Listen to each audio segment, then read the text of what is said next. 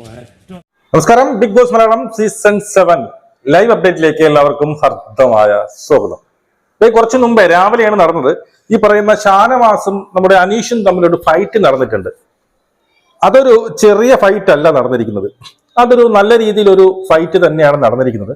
അവിടെ ഷാനവാസ് കസാര എടുത്ത് അനീഷിനെ അടിക്കാൻ പോകുന്നുണ്ട്. അടിക്കാൻ പോകുന്ന അടിച്ചു, ഇങ്ങനെ എടുത്ത് കറക്കി അത് ദേഹത്ത് കൊണ്ടിരുന്നുവെങ്കിൽ അതൊരു വിഷയമായി തന്നെ മാറുമായിരുന്നു. ഇവിടെ ആരുടെ ഭാഗത്താണ് തെറ്റ്, എന്താണ് അവിടെ സംഭവിച്ചത്, ഇതൊരു ഫിസിക്കൽ അസാൾട്ടായിട്ട് കൂട്ടുമോ എന്നുള്ളതിനെ കുറിച്ചാണ് നമ്മുടെ വീഡിയോ. ഇതിന്റെ ലൈവ് ഞാൻ കണ്ടിട്ടില്ല, ഇതിന്റെ ഒരു വീഡിയോ ക്ലിപ്പ് കണ്ട് അതിൽ നിന്ന് എനിക്ക് മനസ്സിലായ കാര്യങ്ങൾ മാത്രമാണ് ഞാൻ ഇവിടെ സംസാരിക്കുന്നത്. ആദ്യം നമുക്ക് ആ ഒരു വീഡിയോ ക്ലിപ്പ് ഒന്ന് കണ്ടു നോക്കാം, എന്താണ് ഇവിടെ സംഭവിച്ചതെന്ന് നോക്കാം. ഓക്കെ,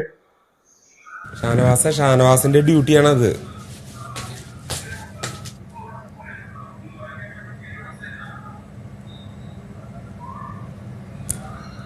ഇവിടെ മരക്കഴുത തന്റെ ഡ്യൂട്ടിയാണെന്നത്.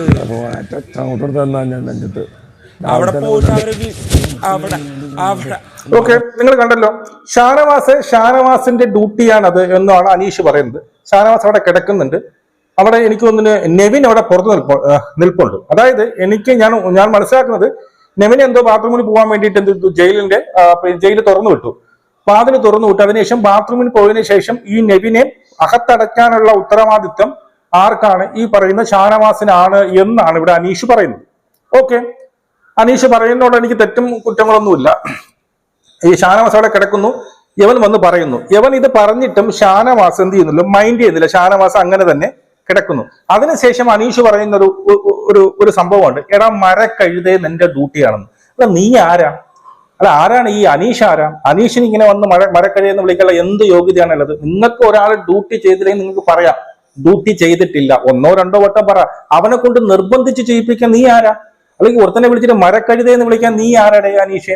നീ ചെയ്തത് പെർഫെക്റ്റ് ആണ്. ഇവിടെ ഇവർ രണ്ട് ക്യാപ്റ്റന്മാർ വന്ന് ഏറ്റവും ക്യാപ്റ്റൻസി എന്നുള്ള നിലയിൽ ഏറ്റവും ഫെയിലിയർ അല്ലെങ്കിൽ പരാജയമായിരുന്നു, വൻ തോൽവിയായിരുന്നു ഈ അനീഷ്. ഈ അനീഷ് നമ്മളിങ്ങനെ കിടക്കുകയാണ്, ഒരാള് എന്റെ ഡ്യൂട്ടിയാണ് നീ ചെയ്യുന്ന പറഞ്ഞാൽ ഇവ മൈൻഡ് ചെയ്യുന്നില്ല. ശരി, ഓക്കെ, അനീഷ് പറഞ്ഞ കാര്യം ശരി തന്നെയാണ്, നിന്റെ ഡ്യൂട്ടി എന്ന് പറഞ്ഞല്ലോ. എന്നിട്ടിപ്പോ നീ ലാലേട്ടൻ പോയി പരാതി വിട്. അതിന് പകരം നീ മരക്കഴുതെന്ന് വിളിച്ച ആർക്കായാലും എടുത്ത് അടിച്ചില്ലെങ്കിലേ കുഴപ്പമുള്ളൂ. അപ്പൊ ഇവ മരക്കഴുതെന്ന് വിളിക്കുന്നു. വിളിക്കുമ്പോൾ ഷാനവാസ് അവിടെ എന്ത് ചെയ്യുന്നു, പ്രകോപിതനാവുന്നു. ഷാനവാസ് പറയുന്നതിന്റെ നെഞ്ചിക്കേറി ചവിട്ടുന്നു, അങ്ങനെ എന്തോ പറയുന്നുണ്ട്. അതിനുശേഷം വീണ്ടും പ്രശ്നം നടക്കുന്നത്. നോക്കിയോ,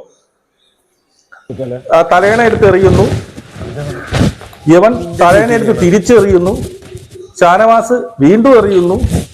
അവന്താ വീണ്ടും ആ കസാര എടുത്ത് കറക്കുന്നുണ്ട്. ആ കസാര എടുത്ത് കറക്കുന്നത് ദേഹത്ത് കൊണ്ടിരുന്നുവെങ്കിൽ എന്നിട്ട് വീണ്ടും എറിയാണ്, വീണ്ടും എറിഞ്ഞു. ഈ കസാര എടുത്ത് കറക്കുന്നത് ദേഹത്തോ അവിടെ എവിടെയെങ്കിലും കൊണ്ടിരുന്നു, നല്ല രീതിയിൽ കസാര എടുത്ത് ഇങ്ങനെ കറക്കുന്നുണ്ട്. അത്രയ്ക്ക് ദേഷ്യം ഉണ്ട് ഷാനവാസിന്. അത് സ്വാഭാവികമായിട്ട് ദേഷ്യം വരൂടെ. ഒരാള് രാവിലെയാണ് ഉറക്കപ്പിച്ചിൽ ഇങ്ങനെ കിടക്കുമ്പോൾ വന്നിട്ട് മരക്കഴുതാൻ എന്റെ ഡ്യൂട്ടിയാണ്, നീ ഡ്യൂട്ടി ചെയ്യിപ്പിക്കാൻ താനാരാ? അല്ല, എവിടെ അനീഷ് ഇന്നലെ ഈ പറയുന്ന ജിസൈലിന്റെ അത് തർക്കം പരിഹരിക്കാൻ വേണ്ടി ഇതുപോലുള്ള വലിയ പ്രശ്നങ്ങളൊന്നും ഉണ്ടാക്കിയില്ല. ചെറുതായിട്ട് അവിടെ എന്ത് പറഞ്ഞെങ്കിൽ മാറിയല്ലേ ഉള്ളൂ. അപ്പൊ ഷാനവാസിനോട് നിനക്ക് ഇത്ര ചൊറിച്ചിൽ എന്താണ്?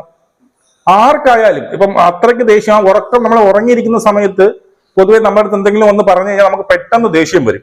ഇവിടെ വന്ന് ഒരുത്തനെ മരക്കഴുതി എന്ന് വെച്ചാൽ അവൻ മൈൻഡ് ചെയ്തിട്ട് പറയണം മരക്കഴുതി നിന്റെ ഡ്യൂട്ടിയാണെന്ന്. അവനറിയാം അവന്റെ ഡ്യൂട്ടിയാണെന്ന്. നീയാണോ ബിഗ് ബോസ്? അപ്പൊ ഷാനവാസ് എന്ത് ചെയ്യുന്നു, തലേണ എടുത്ത് വീണ്ടും തലേണ അവൻ തിരിച്ചറിയുന്നു. ഷാനവാസ് തൊട്ടടുത്തിരിക്കുന്ന കസാര എടുത്ത് ഇങ്ങനെ ഒരു കറക്കുന്നുണ്ട്. ഇവന്റെ സൈഡിലോ എവരെങ്കിലും കൊണ്ടിരുന്നുവെങ്കിൽ അതെന്താണ്, അത് വീണ്ടും ഈ പറഞ്ഞ അതൊരു ഫിസിക്കൽ അസാൾട്ട് ആയനെ. മനസ്സിലായോ?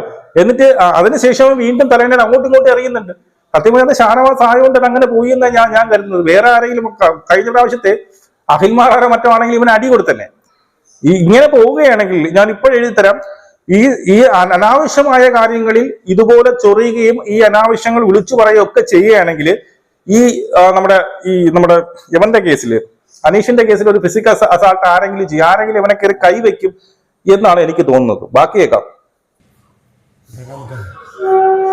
അവ വീണ്ടും എറിയാൻ പോവുക. ഷാനവാസ് അവിടെ എന്തോ പറയുന്നുണ്ട്. നീ മാന്യത അർഹിക്കുന്നില്ല, അതാണ് നിന്റെ പ്രശ്നം. നീ മാന്യത അർഹിക്കുന്നില്ല, അതാണ് നിന്റെ പ്രശ്നം. മാന്യത എന്ന് പറയുന്ന കാര്യം നീ അർഹിക്കുന്നില്ല. നീ ഒരു ഇഞ്ച് പോലും മാന്യത നീ അർഹിക്കുന്നില്ല എന്നാ പറയുന്നത്.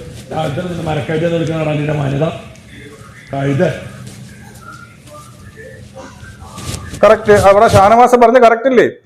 യവൻ അനീഷ് പറയുന്നത് നീ മാന്യത അർഹിക്കുന്നില്ല എന്നാണ് അനീഷ് പറയുന്നത്. അപ്പോ ഷാനവാസ് തിരിച്ചു ചോദിച്ചു, ഇവിടെ ഉറങ്ങി കിടക്കുന്ന ഒരുത്തന്റെ അടുത്ത് വന്നിട്ട് മരക്കഴുത എന്ന് വിളിക്കുന്നതാണോടാ നിന്റെ മാന്യത എന്ന് ചോദിക്കുന്നത് എന്താ തെറ്റ്?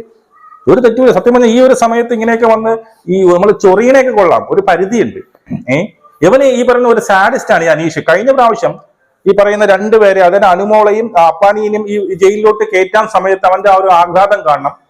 എന്തുമാത്രം എനിക്ക് എങ്ങനെയെങ്കിലും കയറ്റിയാൽ മതി, കയറി അവരൊക്കെ ഒന്ന് ജസ്റ്റ് ഒന്ന് വെളിയിറങ്ങാൻ തള്ളി കയറ്റി എന്തോ ഒരു വൈരാഗ്യം തീർക്കും പോലെയാണ് അനീഷ് ഇവിടെ കാണിക്കുന്നത്.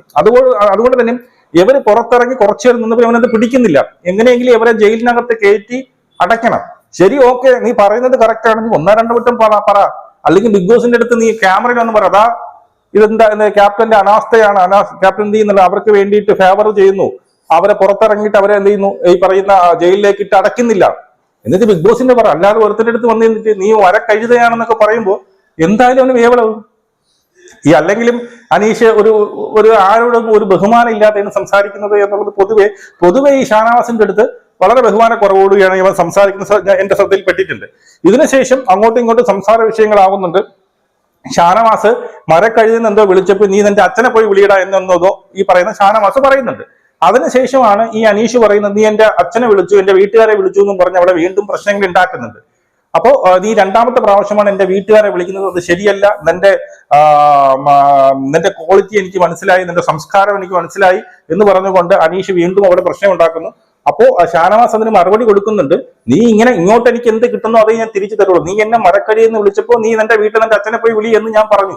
അതായത് നീ ഇങ്ങോട്ട് ഇങ്ങനെ ഒരു സംഭവം ഇട്ട് തന്നത് കൊണ്ടാണ് അങ്ങനെ ഒരു സംഭവിച്ചത് എന്ന് പറഞ്ഞുകൊണ്ട് അതിനുശേഷം ഇവര് ഈ പറയുന്ന ഗാർഡനിൽ ഇറങ്ങി അങ്ങോട്ടും ഇങ്ങോട്ടും കുറെ നേരം ഈ പറഞ്ഞത് അങ്ങോട്ടും ഇങ്ങോട്ടും നീ പറഞ്ഞത് ശരിയല്ല, നീ പറഞ്ഞത് ശരിയല്ല, നീ ഇത് 2ാമത്തെ പ്രാവശ്യമാണ് എന്റെ തന്തയ്ക്ക് വിളിക്കുന്നത് എന്നും പറഞ്ഞുകൊണ്ട് അനീഷ് ഇങ്ങനെ വാതോരാതെ പറഞ്ഞുകൊണ്ടിരിക്കുന്നുണ്ട്.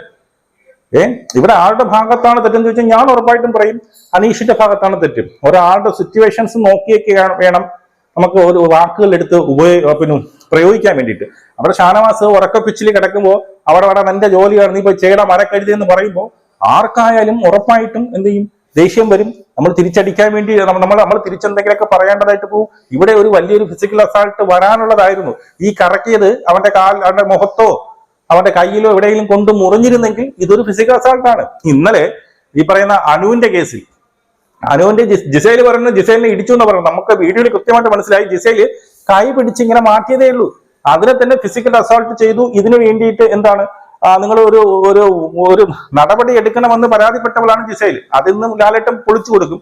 ഇവിടെ ദേഹത്തെ കൊണ്ടുവരുന്നെങ്കിൽ ഉറപ്പായിട്ടും ഒരു ഫിസിക്കൽ അസാൾട്ടായിട്ട് വന്നേനെ. അപ്പൊ എന്തായാലും ചൊറിയാണ്ട് പറയുന്നതിനൊക്കെ പരിധിയുണ്ട്. താങ്കൾ ഒരിക്കലും ബിഗ് ബോസ് ആവണ്ട, മനസ്സിലായത്? താങ്കൾ ഒരിക്കലും ഒരു ബിഗ് ബോസ് ആണ്. താങ്കൾക്ക് പറയുന്ന ഡ്യൂട്ടി അല്ലെങ്കിൽ താങ്കൾക്ക് പറയാനുള്ളത് പറഞ്ഞു. അല്ലാതെ ഒരാളെ ചെന്നിരുന്നൊരു മരക്കഴുതയാണ് നിനക്ക് കഴിവില്ല എന്നൊക്കെ പറയുമ്പോൾ അവർ തിരിച്ചു പ്രതികരിക്കും. അയ്യോ എന്റെ അച്ഛനെ വിളിച്ച് അമ്മയെ വിളിച്ചെന്ന് പറഞ്ഞിട്ടൊന്നും കാര്യമില്ല. നിങ്ങളുടെ അഭിപ്രായം നിങ്ങൾ കമന്റായി രേഖപ്പെടുത്തും. നമുക്ക് വീണ്ടും കാണാം. ജയ് ഹിന്ദ്.